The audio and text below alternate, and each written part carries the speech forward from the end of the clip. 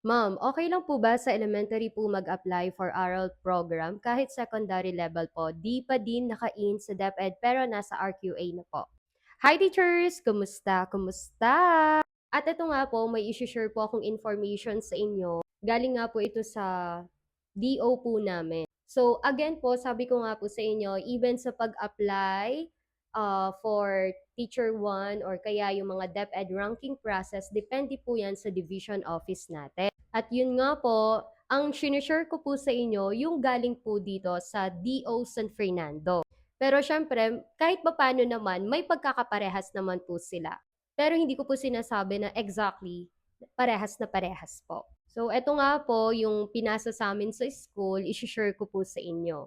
Kanina kasi, kinol po ako ng principal, then tinanong niya po ako kung pwede po ako maging aral tutor. And syempre, papayag tayo. Kaso ang nagkataon, dahil grade 6 teacher po ako, mayroon po kaming seminar, lalo na kaming mga grade 6, kami yung magmamatatag curriculum. And I think kami yung last na grade level na hindi pa nagmamatatag curriculum. At syempre, hindi natin maalis ngayon na magkaroon talaga tayo ng seminar dahil nga dito sa trimester. Okay, so isi-share ko na nga po dito.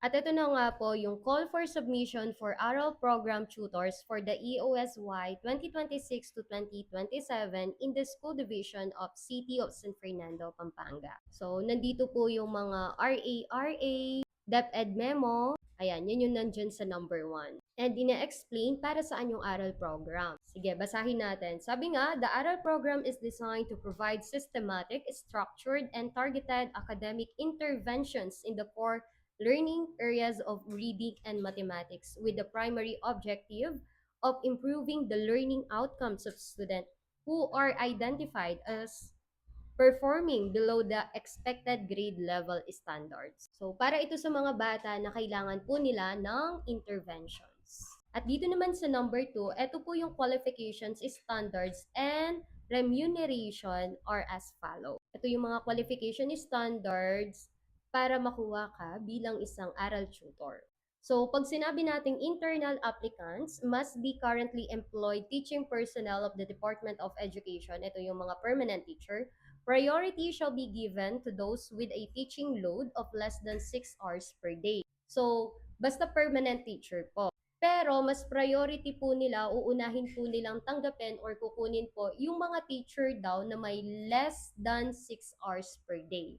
Ito yung mga permanent. Pag sinabi naman nating external applicants, ito yung open to licensed professional teachers or yung mga let passers, mga retired educators, para teachers, pre-service teachers, and mga non-licensed education graduates, college graduates, and other licensed professionals. So, ito naman po yung mga external. And ang core competencies naman po is must demonstrate a strong subject matter expertise and proficiency in various teaching strategies. Siyempre, dapat, no, mapakita pa rin natin na ma-manifest natin na magaling tayo magturo at may iba't ibang strategy tayo. Kasi sa totoo lang, medyo crucial siya kasi kapag aral tutor ka, dapat talaga ito yung mga batang mas may kailangan ng guidance, ng support at talagang gagamitan mo ng mga iba't ibang strategies and approach para matuto yung bata. Next, integrity and character. Must possess good moral character and no record of administrative, civil, or criminal offense. And preference, applicants with experience in remedial instruction and those residing within the school community. So, within the school community daw po. At ano naman itong mga remunerations and incentives nila kapag ikaw ay naging aral tutor. So, kapag internal applicants ka, of course, eligible for teaching overload pay and or vacation service credit. Ito yung pinakagusto natin dito.